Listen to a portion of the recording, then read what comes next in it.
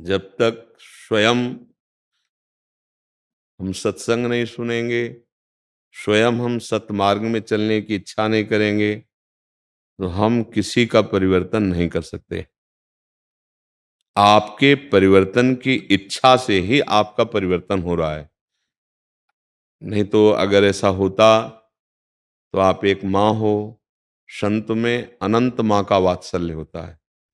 वो किसी को भी साधन न बताते, सीधे कृपा करके उनको भगवत प्राप्त कर देते, उनके सारे दुख नष्ट कर देते। संत क्या, स्वयं भगवान अर्जुन के सामने खड़े हैं।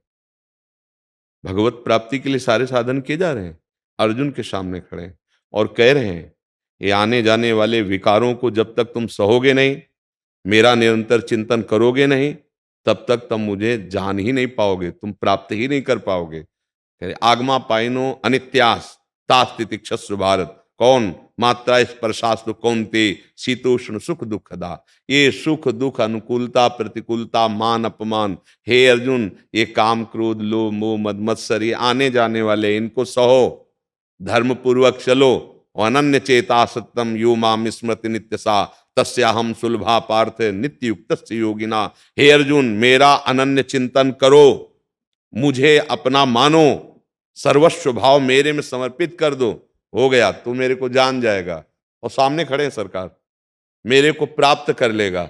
मतलब आपका परिवर्तन आपकी स्वेच्छा से होगा। नहीं चाहे जितना हम उपदेश कर ले, चाहे जितना और उपाय कर ले, लेकिन आप यदि ना जगना चाहे और सोने का नाटक करें, कुछ नहीं होने वाला। आपको जागने की इच्छा, हाँ ये है, हम अपने पुण्य बल से तुम्हें सुख देने की चेष्टा करेंगे तो कुछ अनुकूलता सांसारिक मिल सकती है, लेकिन बुद्धि का परिवर्तन आपके सत्संग सुनने से होगा, आपकी स्वीकृति से होगा, किसी के कहने से नहीं होगा।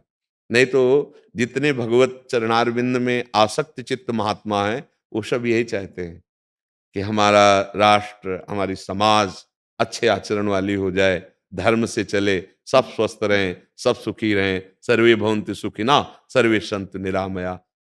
पर हम अगर आचरण गलत करेंगे तो हमारा ये जो श्लोक है, हमारे जो उपदेश है, ये आपको सुखी नहीं कर पाएंगे। आप स्वीकार करें, आप अच्छे आचरण करने लगे तो अभी आपको अनुभव होने लगेगा, बड़ी कृपा है हमारे ऊपर, संत की बड़ी कृपा है हमारे ऊपर, गुरुदेव की कृपा है हमारे ऊपर, भगवान की कृपा है। पर आप स्वीकार न करें तो नहीं, उसका कोई प्रभाव नहीं पड़ेगा। आप स्वीकार कर लें तो आप हमारे पास आए या ना आए, वहीं परिवर्तन शुरू हो जाएगा। जहां आप हैं वहीं से आप असत क्रियाओं को, असत भोजन को, असत चिंतन को बलात् छोड़ना शुरू कर देंगे। मिले बाद में और छोड़ना पहले शुरू कर दिया। ये हुआ आपकी स्वीकृति। अगर हमारे करने से होता तो हम संकल्प से सब कर देते।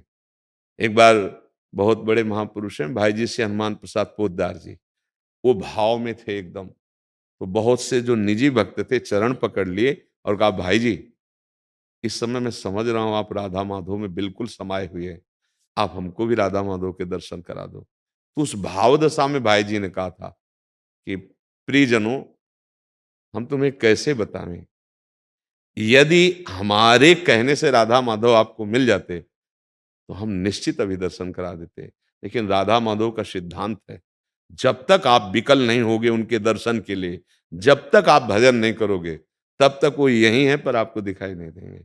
आपको भजन करना पड़ेगा, आपको अच्छे आचरण करने पड़ेंगे।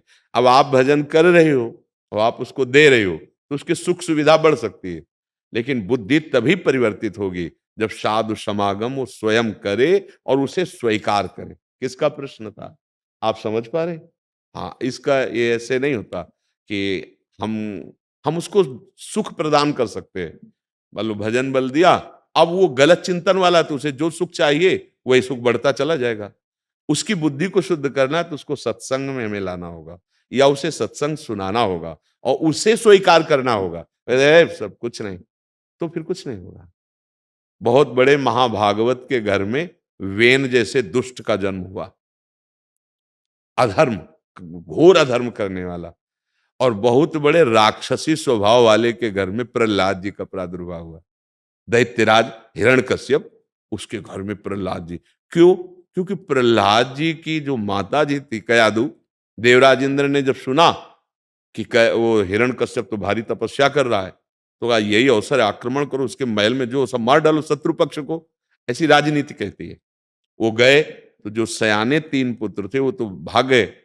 अब गर्भ उसको देखा तो उनका गर्भ में हत्या करना है तो ठीक नहीं, कयाधु को बंदी बना लो और ले चलो, जब गर्भ बाहर प्रकट होगा तो उसको मार देंगे, क्योंकि हिरण्यकश्यप का तो लिए जा रहे थे बंदी बना के। देवर्षि नारद जी रास्ते में मिले, का बोले कहाँ लिए जा रहे हो इसको? तो उनका इसका वध करेंगे, जब इसका पुत्र प्रकट हो जाएगा उसको मारेंगे। बोले तुम्हारी क्या ताकत, काल की भी ताकत नहीं कि इस बालक को मार सके, क्योंकि इसके गर्भ में भगवान का भक्त आ गया है। चलो हमारे आश्रम छोड़ो इसको। फिर कयाधु को आश्रम ले गए और जो भक्ति का उपदेश किया, तो 5 वर्ष के बालक में जो स्थिति थी वो बहुत हजारों वर्ष साधना करने के बाद कहीं आती है, वो 5 वर्ष के बालक में थी। तो क्या हुआ, गर्भ से उपदेश प्रारंभ कर दिए तो महान भागवत बन गया। तो अगर हम माता हैं या पिता हैं, छोटे बच्चों को अगर हमने संस्कार नहीं दिए, कल यही बात कही थी, एक माता, प्राय माता पिता इन्हीं भावों से दुखी रहते हैं, तो हम कहा देखो सारा दोष बच्चे के ऊपर ही नहीं हम कह सकते, आप लोगों की भी गलती है। आप माता पिता होकर अपने कर्तव्य का पालन करते हैं क्या?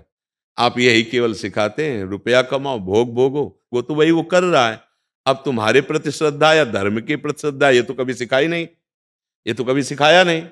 और आप खुद ऐसे आचरण युक्त रहें कि जिनका वो दर्शन करके, जिनको वो समझ रहा है यही संसार के सुख हैं, आपके आचरण पर वो प्रभाव पड़ेगा बच्चे का जो आपको भयानक दुख देने वाला है। पहले बहुत पर्दा रहता था, माता पिता बहुत सावधान रहते थे। हम गांव की बात कह रहे हैं, कभी बच्चों को कभी ऐसा भाव ही नहीं आने देते थे जिससे उनके संस्कार बिगड़े। आज आप लोग खुद ऐसे आचरण विहीन वृत्तियां धारण किए हुए हैं कि वही संस्कार पढ़ते हैं। अब बाद में रो, तुम्हारे रोने से अब क्या चलेगा? हमें लगता है अगर माता पिता अपने संस्कार ठीक करें और बच्चों को बचपन से संस्कार दें, तो हमें लगता है बदलाव क्यों नहीं हो जाएगा। देखो आज जो हम बाबा जी तुम्हारे सामने बैठे हैं बने, इसमें बहुत बड़ा रोल माता पिता का है। हमारे यहाँ जब संत जन आते थे ना, ए चलो पैर धो संतों के, हाँ चरणामृत पियो, माथे पे धारण, जाओ घर में छिड़क के आओ, संता साष्टांग दंडोत को देखो संत आ रहे हैं, बैठो बैठो। अब वो कीर्तन कराए श्री राम जय जय, नाम कीर्तन, अब वो कथा सुना रहे हैं। उनका प्रभाव पड़ा कि हमारे हृदय में हम भी संत बने, हम भगवान। अगर हमें गलत संग मिलेगा तो हम भी वो गलत करें, चोर का संग करेंगे तो चोर बनेंगे, व्यभिचारी का संग करेंगे तो व्यभिचार करेंगे, नशेबाज का संग करेंगे तो नशेबाज, साधु का संग हुआ तो मालूम हमारे भाव में विरक्ति थी तो हम विरक्ति में, लेकिन जो गृहस्थी में है वो भी विरक्ति से कम नहीं है। आज भी भागवत गीता पाठ करके फिर अपने कार्य को जाना, नियम से जप करना, भजन करना। अब ये घर में संस्कार है तो वो घर के सब सदस्य भजन करते हैं, और अभी संस्कार बदल जाए तो फिर सब सदस्यों की बुद्धि भ्रष्ट हो जाएगी। तो पूरा का पूरा दोष हम नवीन बच्चों को ही ना दें, कहीं ना कहीं हमारा भी बहुत बड़ा योगदान है उनके भ्रष्ट होने में। मात पिता बाल कहीं बुलावें, उदर भरे सोई जतन सिखावें। कभी बैठाल के बताया धर्म किसे कहते हैं? हाँ, हम लोगों को डांट लगती थी, ए उठ 4 बज रहे हैं, सो रहा है, बच्चे जब थे, क्योंकि 13 में तो निकल ही पड़े, उठो